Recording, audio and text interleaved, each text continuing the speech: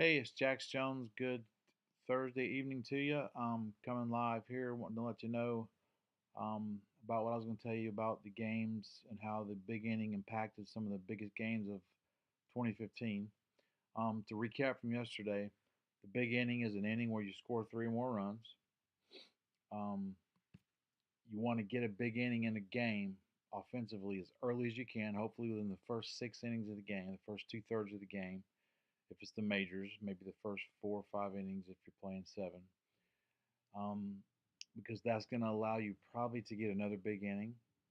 And if at all possible, you want to get the big inning within the first 3 innings because that's going to get the starter out of there really quick, and that's going to give you a great chance of giving you another big inning. One big inning can win a game. Two is pretty much a lock. Okay, so that was kind of the first principle we talked about. The second principle we talked about is when a team does score more than three or more runs in an inning in a game, typically that number of runs they score in that one inning is equal to or greater than the number of runs the opposing team, the losing team, scores the entire game. So big innings are that big, literally. You can win a game in one inning. You can score more runs in one inning than the other team's going to score in the entire game. And the third principle we talked about on big innings was the team that has the most big innings is going to win. And usually that doesn't happen that often. I mean, most games have one or two big innings, and it's usually by the same team. However, where I have seen it happens is where um, it's a one pitcher's doing okay, and the other one gets knocked out early. So, say one team gets a big inning within the first 2 or 3 innings, and then the other pitcher does okay. He lasts 4 or 5, but then he gives up a big inning. So now both teams have big innings, but the team that got the guy out first in the first 2 or 3 innings, they're going to have another big inning and they're going to win the game. They're going to have two big innings and the other team's going to have one. That's typically how I've seen it happen. Coaching, playing, watching, whatever. It's typically how it happens. And those are your high scoring games. A lot of crooked numbers on the board. Um, Let me look right here. The last year in the World Series, there were 16 games. Excuse my reach there. There's 16 ranked games. The first game, there were no big innings. Surprise, surprise. Probably a lot of nerves, huh? But there was a 5-3 game, and there was a lot of 1 run and 2 run innings with no big innings. So for that first game, our rule doesn't count. Big inning didn't have a factor. The second game, Florida scored 11 in the fourth inning, and if they scored 11 in the fourth inning, that's early in the game. What do you think happened? They scored another big inning in the seventh. They got three in the seventh. And they played the poor old Miami Hurricanes, who only scored 3 runs in the whole game. So there again, they scored 11 in the fourth, three in the seventh. Miami only scored three in the whole game. So pretty much all of our theory holds true there too. They scored more runs in one inning. They had two big innings. They had one early. They won. So that counts. The third game, TCU scored four in the fifth and four in the seventh. So they had a big one early and a big one later. LSU only scored three in the entire game. So there again, TCU had two big innings, one early, one later, and they scored more in both those innings individually than LSU scored in the whole game. The fourth game, Vandy scored 3 runs in the ninth inning. What a backbreaker!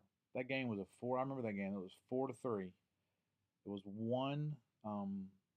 It was 3-1. Vandy had a run early, and it was 3-1. But Vandy scored three in the ninth to win the game. So they had a big inning. They won the game. That meets our criteria. That counts. So that's 3 out of 4 games right now that the big inning is factored in to the win. In the fifth inning, there were no big innings. It's kind of a weird game. It was 4-3, a lot of 1 run innings, a lot of 2 run innings. So it's kind of like that first game that was 5-3. So we're 3 out of 5 right now. The sixth game, Virginia won 1-0. Now that is not a big inning, but I do count that because I like pitching and I like low scoring baseball. I like good pitching. So while it's not a big inning, it does meet the criteria of a team scoring more runs in one inning than the other team scoring in the whole game just by virtue of it being a shutout. So I count that. Even if it's cheating and not a big inning, I still think it may not be a big inning by our definition of three more runs, but when the other team scores no runs and you score one, that's a big inning. So we're going to count that. Seventh game, LSU scores four in the third. That's a big inning. Cal State Fullerton only scored three in the whole game. So there we go again. Our theory holds in the beginning. Eighth game, Vanderbilt 1, TCU nothing. So not a big inning, but I say it's a big inning when you score more runs than the other team scores the whole game. So any shutouts to me counts. So we're on a roll here. Ninth game, Florida scored three in the first. Now, if they scored three in the first, and to me, you ought to score more big innings in the first than any other time, right? Pitchers are struggling. You got your best lineup the way you want it, you know, coming up. Your leadoff man, your second hole, your three, your four. So you should score more big innings in the first inning than ever. Anyway, Florida scored three in the first. Guess what happened? They scored four in the fifth. They had two big innings. And who'd they play? Oh, poor old Miami again. And they only scored two the entire game. So that holds true. They had two big innings. They scored more than Miami did in the entire game in both those innings. 10th game, TCU scored three in the second. If they scored three in the second, stands the reason they're going to score more. Another big inning, and they did. They scored three in the fifth. They won. TCU won that game 8-4 over LSU.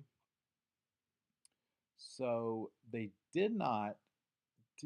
LSU got four runs. So TCU didn't get more than four runs in either inning, but it still holds true as a big inning because they got two big innings and LSU got none. So that still holds true to our principle. It doesn't meet all the criteria, but if it meets one, it's a big inning. It doesn't matter. So we're still in a roll.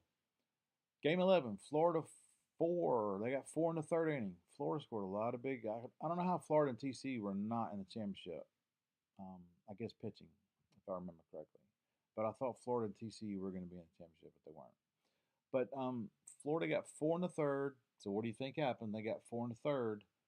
They got more later. They got five in the sixth. Virginia only got five for the whole game. So they tied. Florida got five in the sixth. Virginia got five in the whole game. So they didn't get more runs in one inning than Virginia did, but they got the exact same. But then Florida had four in the third, so they won the game. And they had two big innings. So that counts. So we're on a huge roll here. What we got? Game 12. Vandy scored 7. TCU scored 1. No big inning. Kind of an anomaly. To score 7 runs but not have a big inning. So that doesn't count. You got to throw that one out. This one doesn't count either. Virginia 5, and they knock out Florida in that game to go to advance to the championship series 5-4. No big innings. No big innings in that game. So the last three games, you remember Vanderbilt and Virginia are playing a rematch of the 2014 College World Series where Vanderbilt won. Vanderbilt wins the first game. They score 3 in the seventh, which is a big inning. Vandy scores, or Virginia scores 1. So Vandy scores a big inning in the seventh. Virginia only scores 1 run. So the big inning factored in the first game of the championship series. And the second game of the championship series, which is the 15th of the game of the whole World Series, Virginia scored 3 in the sixth. That's a big inning, right? Vandy scored none. So big inning again contributes. And then in the final deciding game, Virginia just put it to them. It was a low-scoring game. There were no big innings. So by my count, that is 11 out of 16 games that are big innings in the College World Series, which are arguably the best or the most important, games of the year. Definitely the teams want to get to Omaha, and you want to win the World Series. So that's 69% of the games are decided by the big inning. So I hope I'm telling you and showing you that you want to get the freebies, you want to get the walks, you want to get the stolen bases, you want the other team to make errors, you want to pass balls, you want to put pressure on the defense if you're offense. You don't want to strike out. You want to have good back control, good eye. You want to walk. hit by pitch. You want to take all the things you can possibly take. You want to take extra bases. You want to employ delayed steals. Um, there's 15 different, 20 different things we talked about yesterday, and I can go on and on. But you want to make the big inning, and what you don't want to do is bunt. You don't want to give the other team outs. You want to take extra bases and extra runs away from them. And real quick, Major League Baseball World Series. First game, just like in the College World Series, there were no big innings, so it doesn't factor. Second game, Kansas City got four in the fifth, so that's early in the game, and then they got three in the eighth. So it stands to reason they got four in the fifth. They're going to get another big inning because they got the pitcher out. And the poor old hapless Mets only scored once, so we hold serve there again. Two big innings, and both of them are more than the Mets scored the whole game. Third game, somehow the Mets won a game. They scored four in the sixth. That's how they won. They had a big inning. Kansas City only scored three. So two out of three games now have factored the big innings, factored in definitely in the win. The fourth game, Kansas City scored three in the eighth. Woo, that's bad. Three in the eighth, that's late. New York only scored three in the whole game, and so that holds true again. They at least tied in that one inning, and they scored a big inning, so that holds true. New York's bullpen was horrible last year, if you don't remember. I'm sure you do if you're a Met fan or a Kansas City fan or just a baseball fan. But in that fifth game, if you remember, which was remember Vandy scored three in the ninth and won a game in the College World Series. Do you remember Kansas City scored five in the 12th to win the World Series? The last game, the fifth and deciding game, and the Mets only scored two in the entire game. Horrible, horrible, horrible, horrible. What a horrible way to lose. But what a beautiful way to win if you're Kansas City, right? And Kansas City, if you remember, man, they were on the bases. They played National League style of baseball. They really did, and I really appreciate the way they played and the way Ned Yost coaches. Anyway, that wraps that up. I went over a little bit over that I wanted to, but 69% of the College World Series factored in the big inning, and then 80% of the Major League Baseball World Series factored in the big inning. So I'm starting to convince you that the big inning is big. That's a profound statement, right? Um, and then we'll talk about the flip side later on the defensive side of how to stop the big inning, which is just as important as creating a big inning. Okay, those are both game goals we want to have. We want to have a big inning or two, and we want to prevent any big innings from happening. So anyway, that's it. I appreciate it. Thanks for the likes. We've got over 800 likes now. The books are coming along great. I think they're going to be exciting. There's nothing new under the sun in baseball, but I think the way that we're putting it together is going to be simple. It's going to be where you can coach t-ball to high school. I mean, college coaches pretty know this. Major league coaches, I don't know if they know it, but they're not going to read anything anyway because they probably can't. But um, if you want to become a better coach, or if you're just a coach starting out, um, obviously you want to become a better coach then these are going to be great books, and it's going to be two books come out at the beginning. One will be on offense, one will be on defense, and they're going to be on philosophy and strategy, and then we're going to come out with more smaller books and cheaper books, talking about how to deal with parents, talking about your philosophy to deal with umpires, and um, philosophy to deal with players individually, and just there's about 12 more different issues you got to deal with besides just the on the field stuff. So anyway, that wraps that up. We're excited about it here at Baseball Coaching Points.